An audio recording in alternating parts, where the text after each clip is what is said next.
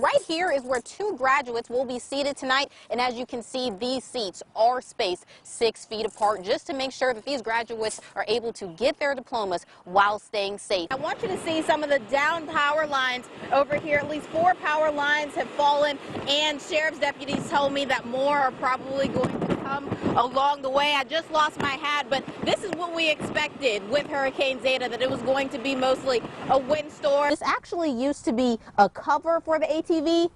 Look at this, it's gone, damaged, ruined, and this isn't the only thing. Over here there is a golf cart, and park leaders say that this used to be used for the elderly. Car parades have become a common way to celebrate during the pandemic.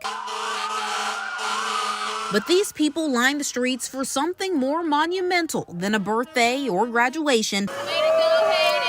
Hundreds of friends, family, and some people he's never met have come to celebrate Hayden White and the life he has ahead of him. And it was a super duper surprise that they did this for me. In April, 1 month after Louisiana was put in a COVID lockdown, the White family was hit with their own battle. We thought he had growing pains for probably about a month because his leg was hurting, but it was so inconsistent. The 8-year-old's condition was much more serious, and before they knew it, Children's Hospital became their second home. Hayden was diagnosed with osteosarcoma in his leg, a rare form of bone cancer. The cancer is like right here.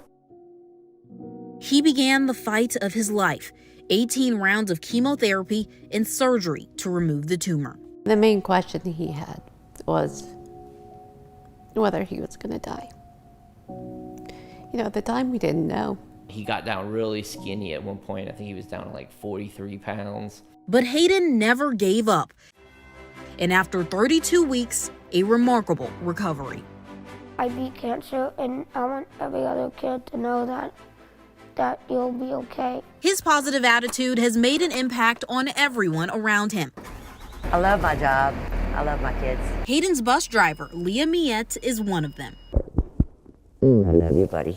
Miette makes it her duty to form a relationship with all of her students. So when she found out about Hayden's diagnosis, it hit her hard. All the kids, we would pray on my bus. You know, when we passed through, we'd say a little prayer for Hayden every day. She says it's his resilience that stands out. He has never once complained.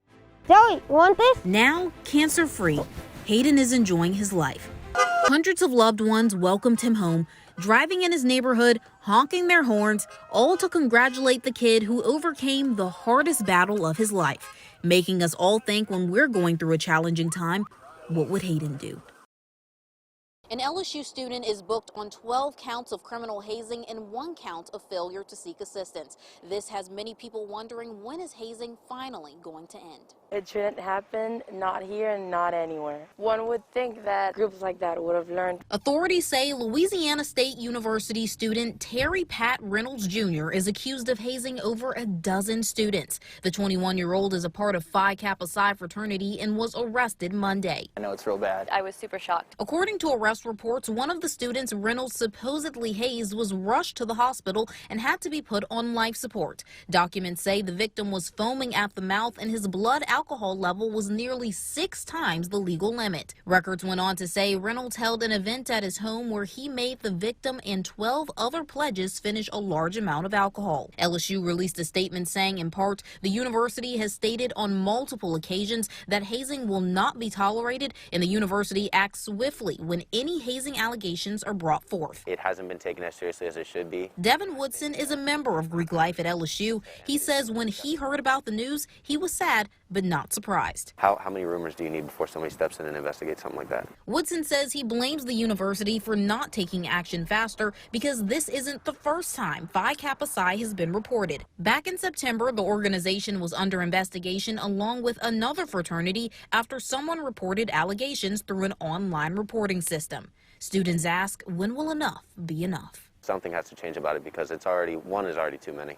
And this isn't the first time LSU is under fire because of hazing. Let's not forget that back in 2017, Maxwell Groover was a freshman at LSU when he lost his life after a hazing incident. Again, LSU has put out a statement saying that they do not tolerate hazing.